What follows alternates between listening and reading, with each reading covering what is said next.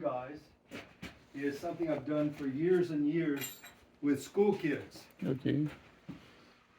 There's a state park near us, about 10 miles away. And for about 30 years, I've participated in a program they have. It's basically living history. Mm-hmm. They call it Environmental Living Program. Okay. It's living history. And the kids, it's a gold mine park. This is, I don't know if you're familiar with our history in this area, but there was gold mining in many different ways. One was called hydraulic gold mining. Have you ever heard of that? I heard of that. The very first Supreme Court environmental decision was because of these mines, because they were washing away the hillsides with big monitors, powerful. The water was coming 50, 100 miles farther uphill in the mountains under pressure. Big monitors, like the nozzles maybe were this big around. They were just washing down the hillsides to get to veins of gold. It took all that soil and all the deposits into the rivers. The rivers went to the valley, filled up the bottoms of the rivers, and then in the winter time, the farms flooded because the rivers couldn't take the water. So the farmers sued the miners. They went to the Supreme Court and they got shut down. They kept doing it illegally. Well, that state park I go to is a hydraulic gold mine state park called Malakoff Diggins. And so the kids make a decorative hook out of this. And what I do is I make this part ahead of time because this part's too tricky for them. I can't teach this to, they're fourth graders studying California history. So I make this part and they finish it into a decorative hook. I'm going to show you that. Okay.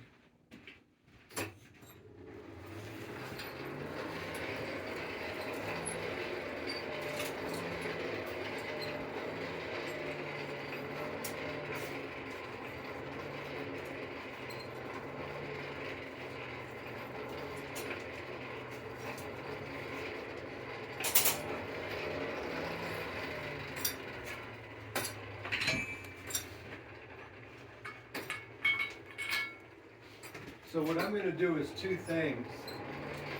I'm going to show you how I make that little,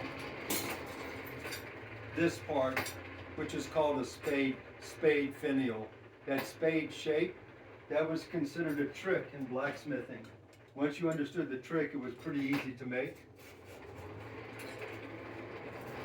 So I'm going to, on the one piece, I'm going to make a spade. On the other piece, I'll finish it into a hook. Okay.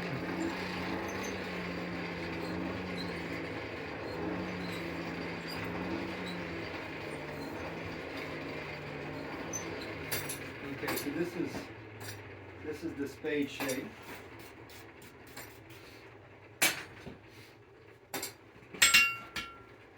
So you make a point on the end.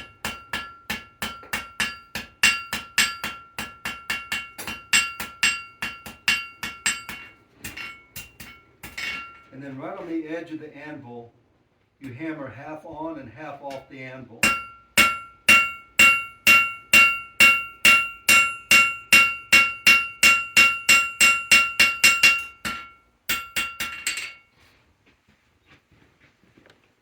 Oh, nice.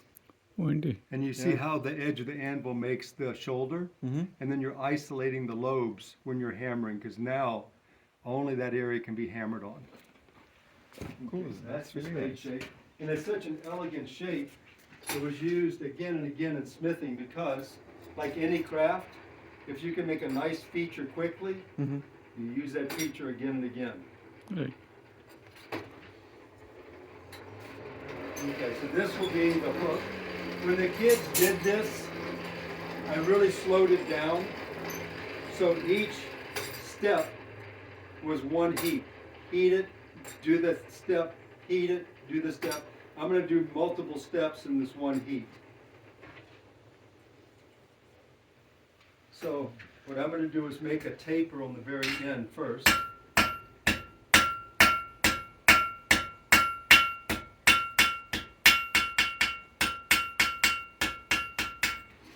And then make the curl.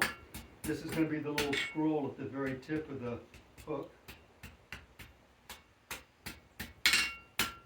And then the kids, to do this part, they would walk around the anvil at that blacksmith shop in that part. This doesn't have room for them to do something like this, but they would walk it because they wouldn't have the strength to do this. But walking it would be easy. So the hook shape. Yes. Very And good. then the last step is a twist, and again, that would be another feature that's easy to do, but it's very elegant. And so again and again, in ornamental ironwork, twists, because they're easy. Now,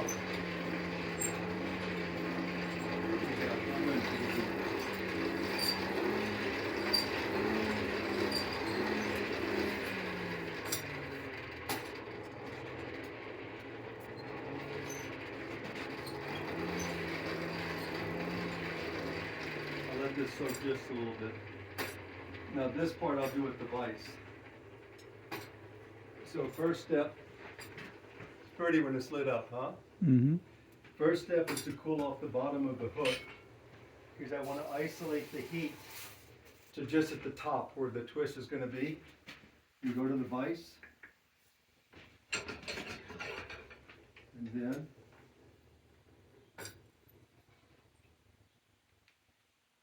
Oh. easy peasy. And now I'm just going to have to get it straight.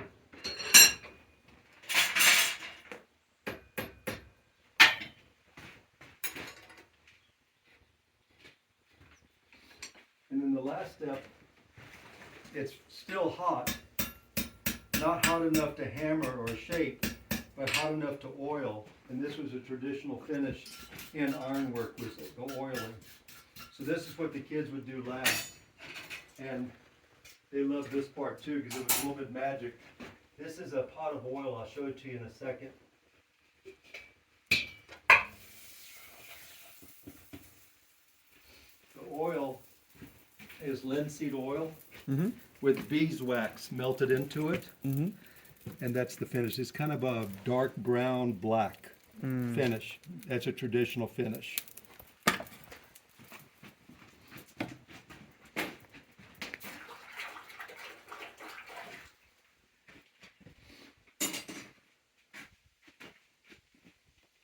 Excuse the mess in here, but I was just welding, so I've got all these cords all around. I'll show you what I've been making today. This is one of my fun. I have a few things that I've made over the years that I still love doing, but this is one actually. But I'll show you what I've been doing today. So your father's son? No, you know. No, you could be. No? Thank you. Is that not true? Thank you. Well, I tell you what you can do. You can decide between the two of you. You can flip a coin because one of you gets this. You can gets decide. He gets it. Okay. Now I'll show you something I've got outside. Years and years ago, when I first got started doing this in the community, I moved here from Louisiana, and I had had a shop for 5 years in Louisiana. And when I moved here, I had to find new types of ironwork to do. What I was doing in Louisiana was suited to Louisiana. Ironworks, the balconies. You're thinking the right way. Okay. There's another thing in their architecture. It's French. It's shutters for the windows Okay. that they would shut, and also French doors, which are tall doors that are double doors. I made hardware for the shutters and for the French doors, strap hinges, things that are called shutter dogs that rotate. So when you open the shutter, you rotate the shutter dog and it keeps the shutter from blowing back, you know. So I got pretty good at that. When I moved here, I had to figure out new things to do. And I did all sorts of things. But one thing I thought that I came up with, I thought, oh, this is going to be steady work, steady work, steady work. It did not work out. And I tried. I tried to market this. Now it's 40 years later, and it's working. Okay. Etsy. Etsy is a website Yes. for crafts. Yes. These are selling on Etsy. Not crazy, but I think I've sold over 60 of these items I'll show you. I think I've sold over 60 in a little more than a year. So when I come in on Saturdays, like today, I've made 2. I'm gonna make a third. This is just to give you an idea of what I'm doing at this point. This is gonna be a handle. I've already made this part, but I have to make this part. And I'll show you out here what one looks like, because out here they're painted. The ones I made already today are out here. Your name, sir? These are called blow pokers.